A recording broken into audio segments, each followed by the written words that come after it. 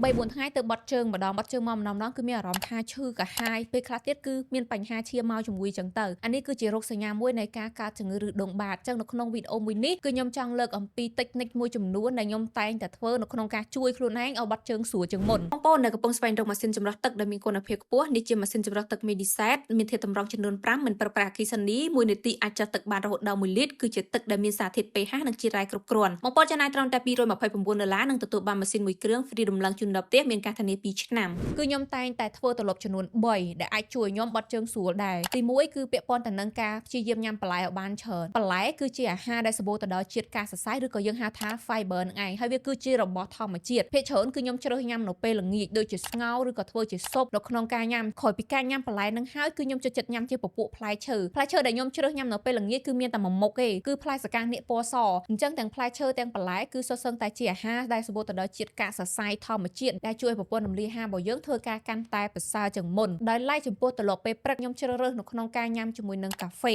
បងប្អូនដឹងហើយថាកាហ្វេគឺវាមានផ្ទុកជាមួយនឹងសារធាតុកាហ្វេអ៊ីនដែលវាជួយឲ្យប្រព័ន្ធរំលាយអាហាររបស់យើងធ្វើការកាន់តែលឿនបន្ទាប់ពីបងប្អូនញ៉ាំកាហ្វេត្រឹមតែមិនដល់ជា4នាទីផងត្រឹមតែ2នាទីឬក៏3នាទីហ្នឹងបងប្អូនចង់ចូលបន្ទប់ទឹកហើយដោយសារតែសារធាតុរបស់កាហ្វេអ៊ីនហ្នឹងគឺវាទៅជំរុញប្រព័ន្ធរំលាយអាហាររបស់យើងឲ្យធ្វើការកាន់តែលឿនជាងមុនតែបើសិនជាយើងមិនមែនជាមនុស្សដែលចូលចិត្តញ៉ាំកាហ្វេបងប្អូនអាចធ្វើវិធីសាស្ត្រមួយទៀតគឺអាចញ៉ាំជាមួយនឹងពពួកទឹកក្តៅដូចជាទឹកខ្ញីបន្ថែមទឹកឃ្មុំឬក៏ទឹកខ្ញីក្រូចឆ្មានៅពេលព្រឹកឬក៏ទឹកក្តៅអូនៗសុទ្ធក៏បានដែរហើយបើសិនជាធ្វើទៅហើយមិនបានលទ្ធផលខ្ញុំមានវិធីសាស្ត្រមួយទៀតដែលខ្ញុំតែងតែធ្វើដូចគ្នាដែរគឺព្រឹកឡើងក្រោកមកទៅអង្គុយនឹងចានបកុនហ្មងទៅអង្គុយហើយយកដៃរបស់យើងរីកក្បាលពោះរបស់យើងបែបនេះរៀបបែបនេះដើម្បីធ្វើចលនាឲ្យពោះវៀនធំរបស់យើងគឺមានចលនាយើងអង្គុយធ្វើបែបនេះហើយយើងមានទម្លាប់អញ្ចឹងរាល់ព្រឹកគឺអាចជាផ្នែកមួយដែលជួយបងប្អូនទាំងអស់គ្នាគឺបត់ជើងទៀងទាត់នៅពេលព្រឹកផងដែរពីព្រោះថាបញ្ហានៅក្នុងការពិបាកនៅក្នុងការបន្ទប់បងទី1គឺធ្វើឲ្យខ្ញុំមានអារម្មណ៍អត់ល្អទេស្អុះស្អាប់មានអារម្មណ៍ថាធ្ងន់ខ្លួនទី2គឺធ្វើឲ្យ